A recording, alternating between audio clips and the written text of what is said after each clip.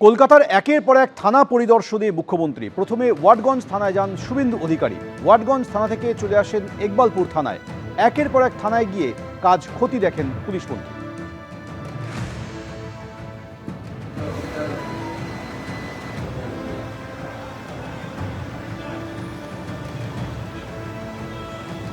আমফানে ক্ষতিগ্রস্ত হয়েছে সুন্দরবন, কিন্তু ক্ষতিপূরণ গেছে পুরুলিয়ায়।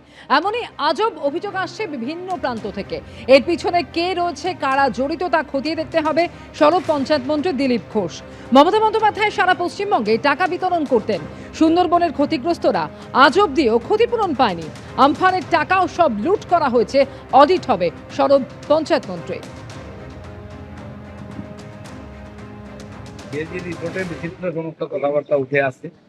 আমফান হয়েছে সুন্দরবনে, উত্তর দক্ষিণ ৩০ মেদিনীপুরে, আর লোক ক্ষতিপূরণ পেয়েছে পুরুলিয়ায়।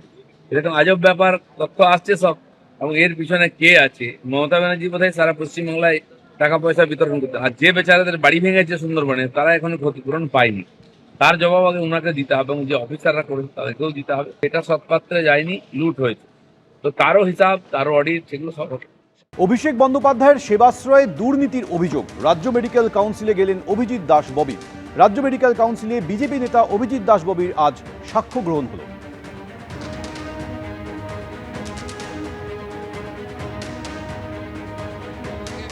যেটা মেইন আমি চাপ দিয়েছি আর কি, যে পিসি অ্যান্ড পিএনডিটি অ্যাক্টকে ভায়োলেট করে ওইখানে যে পোর্টেবল মেশিনগুলো ইউজ করেছিল সেইগুলোর বিষয়ে তদন্ত করতে, যে ওখানটায় ভ্রূণের লিঙ্গ নির্ধারণ করা হয়েছিল কিনা, এবং এই সেবাশ্রয় ক্যাম্প একটা বেআইনি মেডিকেল ক্যাম্প, সেটাকে ব্যবসায় রূপান্তরিত করে কোটি কোটি টাকা অভিষেক ব্যানার্জি উপার্জন করেছিল কিনা।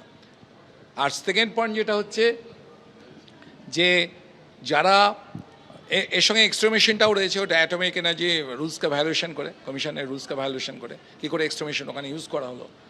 কারণ ওতে প্রচুর রেডিয়েশনও হতো, এটা পারে না তো পারমিশন ছাড়া।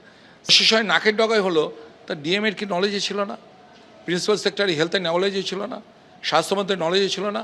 সেই জন্য তদন্তের সুবিধার জন্য, এবং তাদের ভূমিকা কী ছিল, প্রিন্সিপাল সেক্রেটারি নারায়ণ স্বরূপ নিগম, দুজন ডিএম ছিলেন, অরবিন্দ কুমার এবং সুমিত গুপ্তা, এবং মাননীয় স্বাস্থ্যমন্ত্রী তৎকালীন মুখ্যমন্ত্রী মমতা ব্যানার্জিকে তদন্তের আওতায় আনতে বলেছে। বেআইনিভাবে রক্ত এবং প্লাজমা পাচার কাণ্ডে নয়া মোড়। লাইসেন্স বাতিল হতেই রাতারাতি উধাও হয়ে গেলেন ভবানীপুরের হেলথ পয়েন্ট ব্লাড ব্যাংকের দুই কর্তা।